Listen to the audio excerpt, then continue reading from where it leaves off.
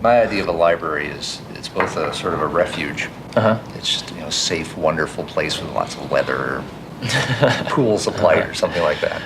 And at the same time, it's a dangerous place intellectually, where you can find you don't know what.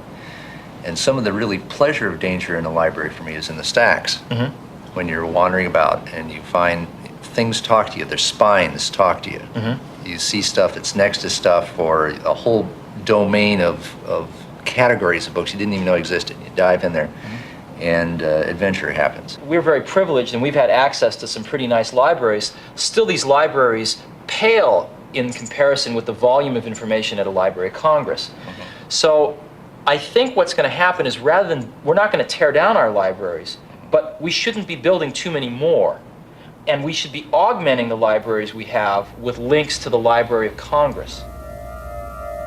Then, to put the entire Library of Congress in even the smallest town, all we have to do is run a network spigot into that town and hook it up to the computers, and we will have the entire Library of Congress at our fingertips.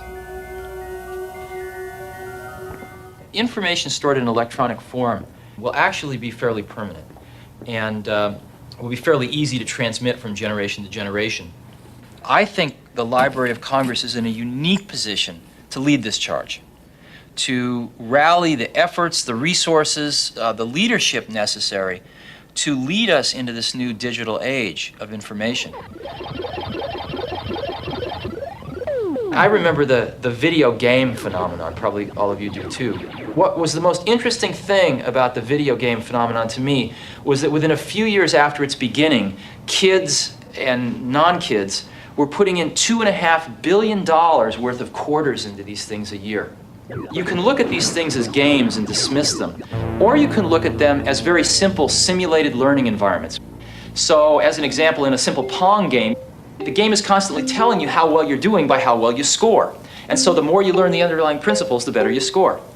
So the underlying principles in the case of most of these games were fairly simple, but carry the concept much further. Imagine if the underlying principles are a sophisticated macroeconomic model of how France might have functioned in the time of Louis XIV. This type of simulation then becomes a little less trivial than the video game, and yet the principles are still the same. And you can imagine what it will be like if we could use the historical material in the Library of Congress coupled with the interactive computer technology that we're developing to do these things. These simulations will become what most of our students are learning from. I think one of the things that really separates us from the high primates is that we're tool builders. And I read a study that measured the efficiency of locomotion for various species on the planet. The condor used the least energy to move a kilometer. And humans came in with a rather unimpressive showing about a third of the way down the list. It was not too proud of a showing for the crown of creation. So that didn't look so good, but then somebody at Scientific American had the insight to test the efficiency of locomotion for a man on a bicycle. And a man on a bicycle, or a human on a bicycle, blew the condor away, completely off the top of the charts.